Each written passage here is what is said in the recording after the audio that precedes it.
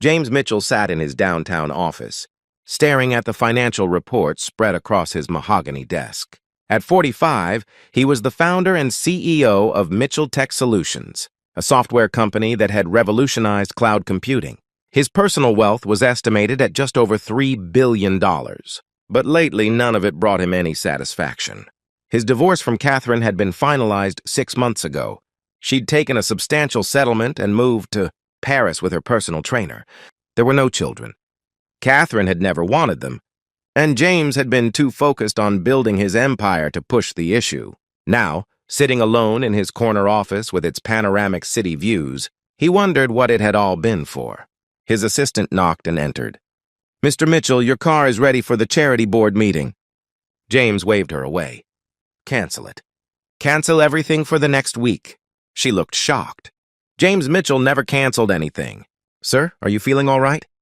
"I'm fine. I just need some time away. Tell the board I'll be out of contact for a few days."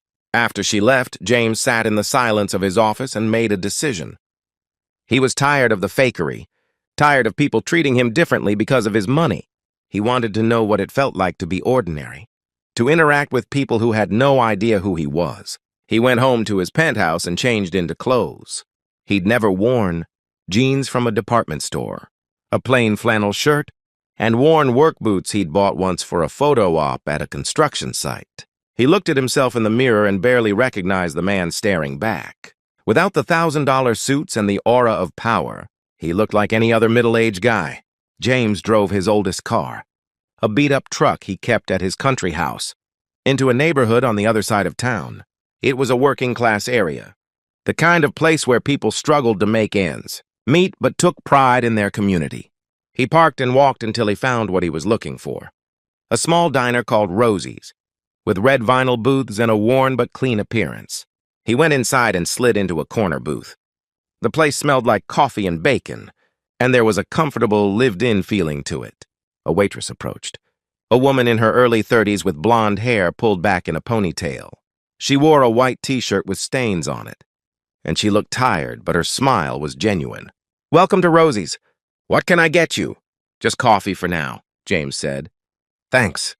She returned with a steaming cup and went back to her other tables. James watched her work. She was efficient and kind, stopping to chat with the regulars, ruffling the hair of an elderly man who seemed to be a fixture at the counter. There was something about her that drew his attention: a warmth, a grace despite clearly being exhausted. He was so absorbed in watching the rhythm of the diner that he almost didn't notice the little girl who appeared beside his booth. She was maybe 6 years old, with blonde hair like the waitress and serious blue eyes. She wore a pink t-shirt that had seen better days. "Hi," she said. "I'm Lily." "Hello, Lily, I'm James. Are you new here?" "I haven't seen you before." "Yes, I'm new." "Do you come here often?" "I live here," she said matter-of-factly.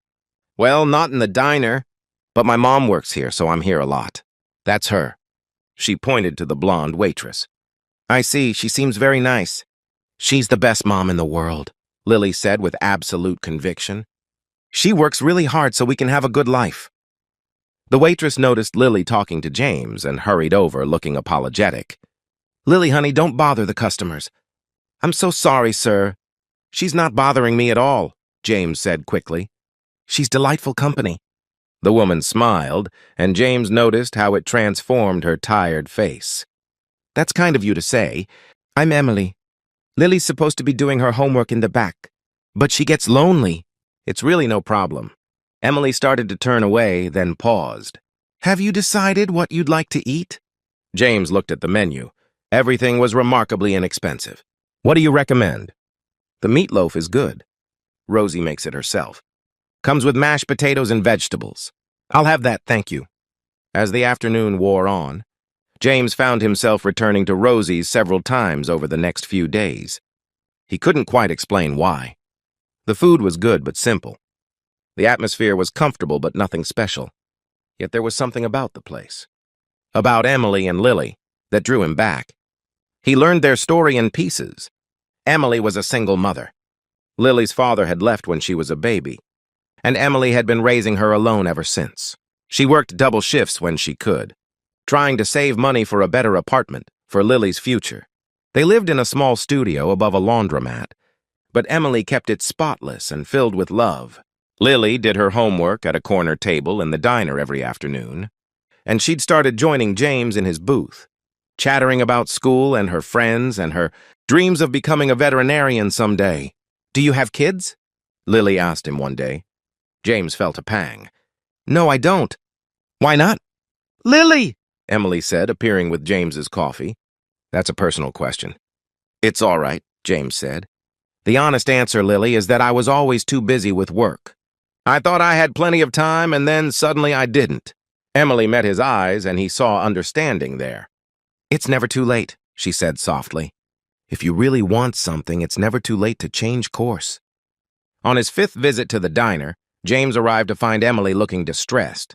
She was moving quickly between tables, but he could see the worry on her face. Lily sat in her usual corner, but instead of doing homework, she was curled up with her head on the table.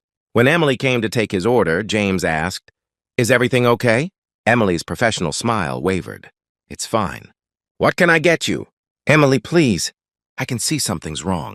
She glanced around, then slid into the booth across from him for just a moment. "It's Lily. She's not feeling well. She's been running a fever for 2 days, and I think I need to take her to the doctor. But I don't have health insurance right now, and the urgent care clinic wants payment up front, and I don't get paid until Friday." And she stopped, looking embarrassed. "I'm sorry." "You don't need to hear this." "How much do you need?" James asked quietly. "What? No, I wasn't asking for money." "I would never—" "I know you weren't, but I'm offering." "How much?" Emily's eyes filled with tears. "I can't accept that." "We barely know each other. Sometimes that's when it's easiest to help. No strings, no expectations. Just one person helping another, please." Emily was silent for a long moment, pride warring with necessity on her face. Finally, she whispered, $200 would cover the visit and any medication she might need. James pulled out his wallet, the simple one he'd been carrying this week, not his usual designer billfold, and took out the cash he'd withdrawn that morning. "Here's $400 for the doctor, and for you to take the rest of the day off to care for her." "I can't." "Yes, you can. Your daughter needs you." Emily took the money with shaking hands. "I'll pay you back. I promise. Every penny. Only if you insist. But there's no rush." He watched as Emily gathered Lily and her things, as she stopped to explain to Rosie, the owner, that she needed to leave. Rosie, a grandmother figure with gray hair and kind eyes, immediately agreed. As they left, Lily turned and waved at James, and he felt his heart clench. James didn't go back to the diner for a few days. He told himself he was giving them space. But truthfully, the experience had shaken him. The desperation in Emily's eyes, knowing that a medical emergency for her daughter could be financially devastating. The reality that $200 was the difference between Lily getting care or not, it had awakened something in him. He sat in his penthouse and thought about all the money he had, all the resources at his disposal, and he wondered what he was doing with any of it. Yes, he had his charitable foundation. Yes, he donated to worthy causes, but he realized he'd been writing checks to feel better about himself while remaining insulated from the actual struggles of real people. When he returned to Rosie's the following Monday, Emily spotted him immediately and hurried over. "James, I'm so glad you came back. I was afraid you wouldn't." "Why wouldn't I?" "I don't know. I thought maybe I'd scared you off with my problems." She reached into her apron pocket and pulled out an envelope. "I wanted to give you this. It's not all of it yet, but it's a start. $50. And I'll pay you the rest as soon as I can." James pushed the envelope back toward her. "Keep it. Use it for something Lily needs." "I can't do that. You were so generous." "Emily, please. It would make me happy to know you used it for Lily, maybe some new books or a treat, whatever she needs." Emily's eyes filled with tears again. "Why are you so kind to us?" "You don't know us at all." James thought carefully about his answer. He still hadn't told her who he really was, and he wasn't sure why. Maybe because this felt real in a way nothing in his life had felt in years. Maybe I needed to remember what really matters. And you and Lily reminded me. Over the next weeks, James became a regular fixture at Rosie's. He came in for lunch most days, sometimes for dinner. He helped Lily with her math homework. He listened to Emily's dreams of going back to school to become a nurse. He met the other regulars, construction workers and bus, drivers and retirees, and found he enjoyed their company more than the CEOs and power brokers he usually socialized with. He learned that Emily had been a promising college student studying nursing when she got pregnant. Her boyfriend had left, her parents had been furious and cut her off, and she dropped out to work and raise Lily. She'd been trying for years to save enough to go back to school, but something always came up.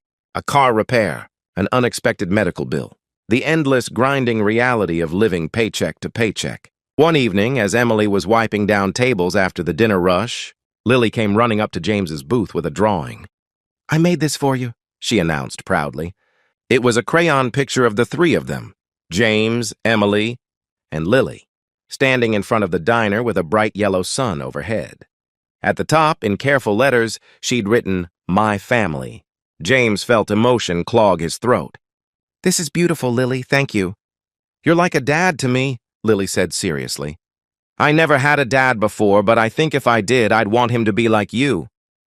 Emily had approached and heard this last part. She looked stricken.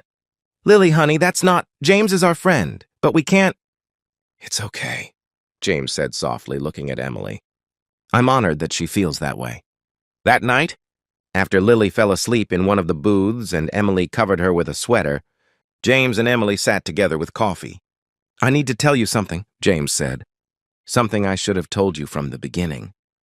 Emily looked nervous. "Okay. I haven't been completely honest with you about who I am. My name really is James, but I'm not just some regular guy.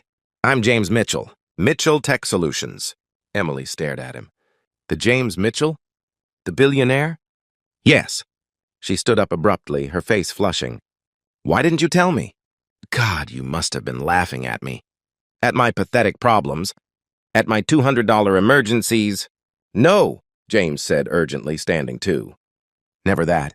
I came here because I wanted to be treated like a normal person. I wanted to know what it felt like to be valued for who I am, not what I have. And you and Lily gave me that. You showed me what really matters. You showed me kindness without expecting anything in return. I don't understand. You're a billionaire. Why do you need anything from us?" James ran his hand through his hair. "Because I was dying inside. Because I had everything and nothing at the same time. Because I'd forgotten what it meant to connect with people in a real way. And then I met you and Lily and you reminded me. You gave me a reason to get up in the morning. You made me want to be better." Emily sank back down into the booth, processing this. "So what happens now? You've had your experience with the common folk. And now you go back to your real life?" "That's not what this is," James said, sitting across from her. "Emily, these past weeks have been the most genuine, the most meaningful of my entire life. I've fallen in love with Lily's laugh and her bright mind. I've fallen in love with your strength and your kindness. I've fallen in love with this diner and the community here. And I've fallen in love with you." Emily's breath caught. "James, I know I've deceived you by not telling you the truth from the start. And I'm sorry for that. But my feelings are real. What we've built is real. And I don't want to go back to my old life. I want this. I want you and Lily. I want to be the man Lily drew in that picture." Emily's eyes filled with tears. "I don't know what to say. This is all so overwhelming. You're a billionaire. I'm a waitress with a 6-year-old daughter and about $300 in my savings account. We're from different worlds. Money doesn't determine worth," James said. "You've taught me that. You're one of the richest people I've ever met. Emily, rich in love, in character, in everything that actually matters. I'm the one who's been poor." They talked for hours that night, long after the diner closed, with Lily sleeping peacefully in the booth. Emily shared her fears, that he would get bored of their simple life, that he would hurt Lily, that she wasn't sophisticated enough for his world. James listened and addressed each concern with patience and honesty. "I'm not asking you to join my world," he said. "I'm asking if I can be part of yours. And maybe together we can build something new, something better." The relationship didn't develop quickly. Emily was cautious, protective of herself and especially of Lily. But James was patient. He continued to come to the diner. He met Emily's friends, the ones who'd stood by her when her family hadn't. He proved through consistent action over months that he was serious. He used his resources thoughtfully. He set up a trust fund for Lily's education, but he didn't overwhelm them with money. He helped Emily enroll in online nursing classes, paying the tuition but insisting she earn the degree herself.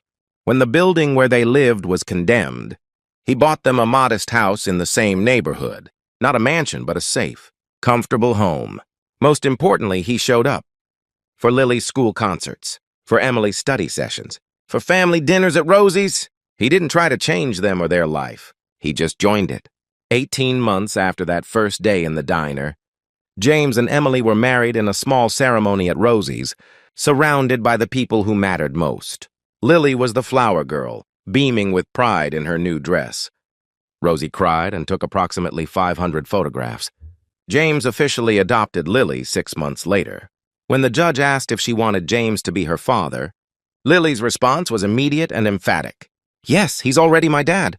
This just makes it official. James transformed his approach to business and philanthropy. He established programs to help working parents access affordable childcare and healthcare. He created scholarships for single parents trying to finish their education. He worked with local communities to understand what they actually needed rather than imposing solutions from above.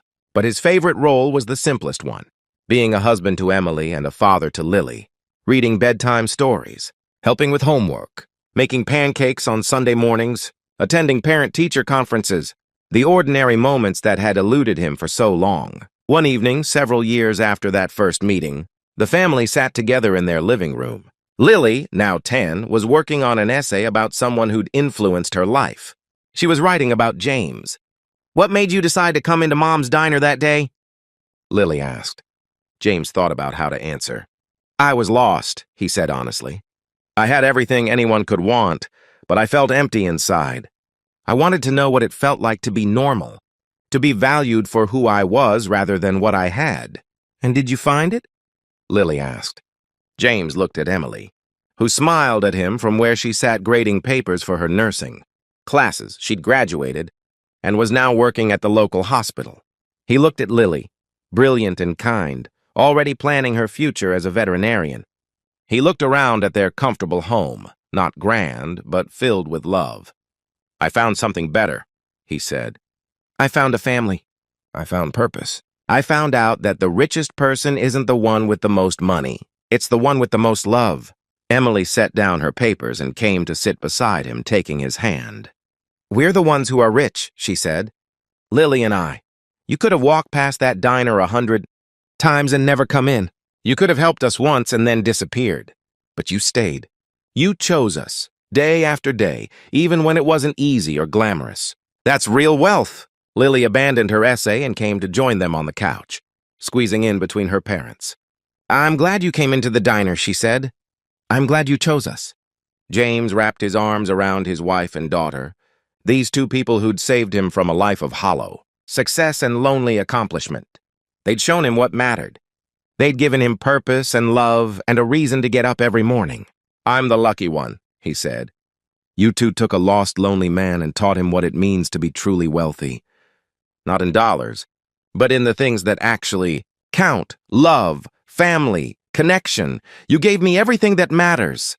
And as they sat together in their modest living room, in their comfortable middle-class house, in the neighborhood where Emily had struggled for years, James Mitchell knew he was the richest man in the world, not because of the billions in his bank account, but because he'd found what money could never buy: a family who loved him for exactly who he was, not what he had. Sometimes the greatest fortune comes not from what we accumulate, but from what we're willing to let go of. James had let go of his pretenses, his isolation, his belief that success was measured in dollars and deals, and in return he'd gained everything that truly mattered. The diner on 5th Street had changed his life, but more accurately, two people, a hard-working mother and her bright, loving daughter, had changed his life. They'd shown him that kindness wasn't about grand gestures or huge donations. It was about showing up, about being present, about valuing people for who they are. And that lesson, James knew, was worth more than all the money in the world.